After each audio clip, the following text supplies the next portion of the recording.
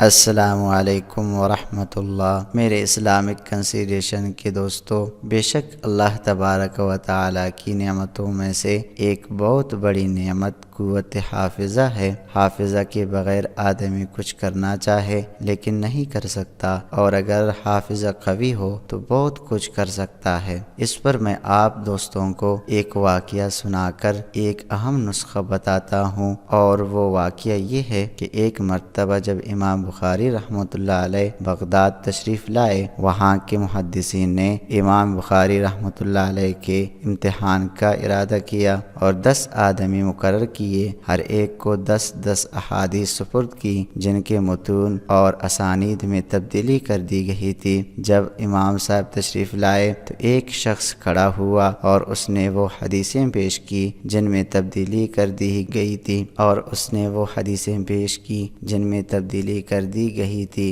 امام صاحب ہر ایک کے جواب میں لا اعرفو کہتے رہے۔ عوام تو یہ سمجھنے لگے کہ اس شخص کو کچھ نہیں آتا، لیکن وہاں کے جو علماء تھے وہ سمجھ گئے کہ امام صاحب ان کی چال سمجھ گئے ہیں۔ اس طرح 10 آدمیوں نے 100 حدیثیں پیش کر دیں جن کی سندوں اور متنوں میں تغیر کیا گیا تھا، اور امام نے ہر ایک کے جواب میں لا اعرفو فرمایا۔ اس کے بعد امام بخاری رحمۃ اللہ علیہ نمبر وار ایک ایک کی طرف متوجہ ہوتے گئے اور بتاتے گئے کہ تم نے پہلی روایت اس طرح پڑھی تھی جو غلط ہے، اور صحیح اس طرح ہے۔ اسی طرح ترتیب وار 10 کی اصلاح فرمائی۔ اب سب پر واضح ہو گیا کہ یہ کتنے ماہر فن ہیں۔ حافظ ابن حجر عسقلانی رحمۃ اللہ علیہ فرماتے ہیں کہ تعجب اس پر نہیں کہ انہوں نے غلطی پہچان لی اور اس کی اصلاح کر دی، کیونکہ وہ حافظ حدیث تھے، ان کا کام تو یہی ہے، لیکن تعجب اس بات پر ہے کہ غلط حدیث کو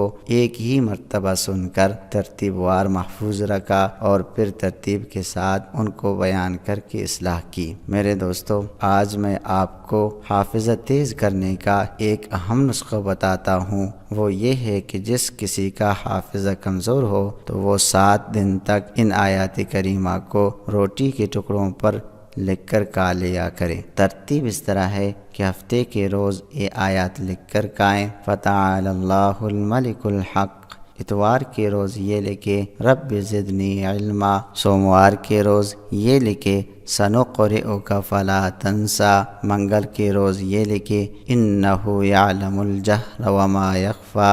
بدھ کے روز یہ لکھے لا تحرک به لسانک لتعجل به۔ جمعرات کے روز یہ لکھے ان علینا جمعہ وقرآنہ۔ جمعے کے روز یہ لکھے فَإِذَا قَرَأْنَاهُ فَاتَّبِعْ قُرْآنَ۔